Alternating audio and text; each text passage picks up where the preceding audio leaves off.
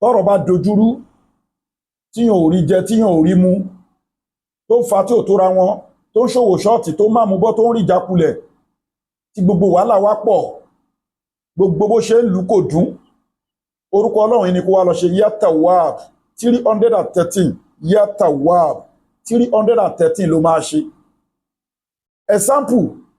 ọba tó máa ń gba ẹrú tó máa ń gba tútúbá ẹrú ẹ̀ lẹ́sẹ̀kẹsẹ̀ tá dẹ̀ kẹ ẹrú ẹ̀ lẹ́yìn tútúbá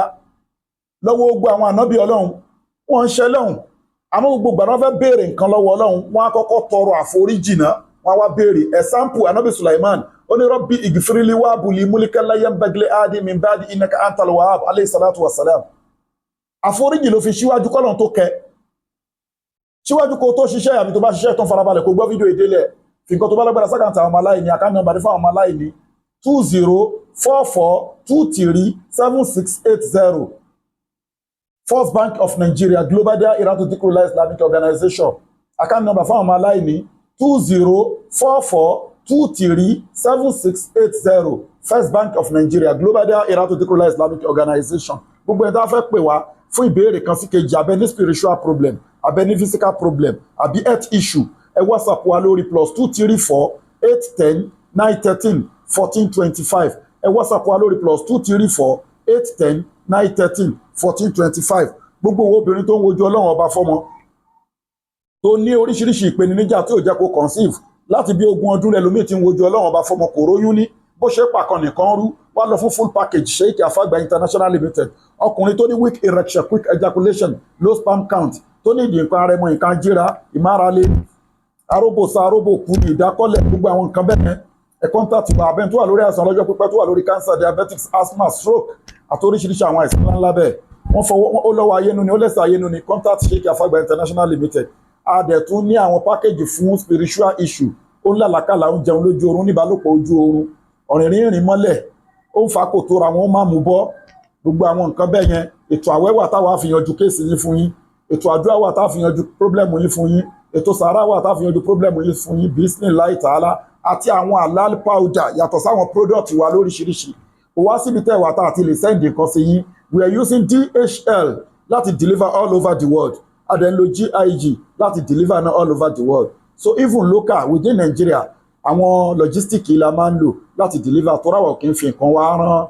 anyhow dispatch rider. So ọlọ́run àgbàdúrà wa ẹ get all in one natural herbs àwọn egbòogi wa made in India packed in South Africa léèké nínú ìpèníjà all in one ikú nìkan ni kò lè wò kúlì jẹ́ ilẹ̀ òde àwáwò fálítẹ́tìlẹ̀ bó jẹ́ àwáwò lè dà yé kún fálítẹ́tìlẹ̀ bó òbí haram all in one prevention ni treatment ni cure ni ó lágbára púpọ̀ jù bẹ́ẹ̀ ni fún èké nínú àìsàn ẹ gẹ́ẹ̀tì memory booster ìsọ̀yè ilé àǹfọmọdé àtàgbàlagbà tó ń gbàgbé nǹkan ẹ gẹ́ẹ̀tì transformer na 1100 power fún ọkùnrin tó ní weak erection quick ejaculation àti bẹ́ẹ̀ bẹ́ẹ̀ lọ tí ó lè perform dáadáa lọ́dọ̀ ìyàwó ẹ̀ ẹ gẹ́ẹ̀tì transformer tó bá fẹ́ kó lágbára kó rà pẹ̀lú caterpillar àti miracle leaf ẹ gẹ́ẹ̀tì caterpillar fún ọkọ àtìyàwó tó ń wojú ọlọ́run ọba fọ́mọ àbóbìnrin tó ní infection tó ní sọmúroro ẹ gẹ́ẹ̀tì bulldozer melt fibroid fún oyún ìju àti fún blockage tube àti bẹ́ẹ̀ bẹ́ẹ̀ lọ ẹ gẹ́ẹ̀tì miracle leaf ewé ọ̀tọ̀ọ̀tọ̀ 100 àti má ìzẹmzẹm láfi preserve senna leaf ó lágbára púpọ̀ jù ó ń forí kókan látakùn wọ́n jókòó sínú wúńbù èèyàn wọ́n jókòó sínú ovary ẹ̀ ẹ̀mí òkùnkùn wà nínú ilé ẹ̀mí òkùnkùn wà nínú shop bọ́ìlì ẹ̀ kó sprinkle ẹ̀ sínú ilé àbí sínú shop bọ́ìlì ẹ̀ kó máa fíwẹ̀ bọ́ìlì ẹ̀ kó máa mú ó lágbára púpọ̀ wà effective gbogbo àwọn àfúnjẹ tó ti stick mọ́nú ìfun èèyàn tó lè damage kidney àbí liver àbáwọn àfúnjẹ ojú oorun gbogbo àwọn nǹkan tó lè ba kidney àbí liver èèyàn jẹ́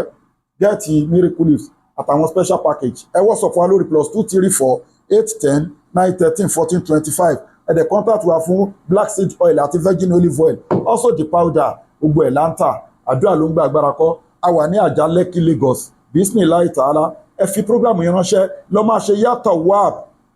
313 ó lágbára máa ṣe everyday kó dẹ̀ máa ṣe sàárà ẹ̀ ọlọ́run máa bù ẹ́ láṣìírí tóró sọ̀mítì ara ẹ̀ fọ́lọ́run bá ní ọba tó dẹ̀ máa ń gba tútúbá ẹrú ẹ̀ ni ó ti yẹ yín sìn àdúrà wa gbà inna li zata lillahi jami'a gbogbo agbára ọlọ́run bá lóní o má sálàmù wa ilà lìkọ́ yìí.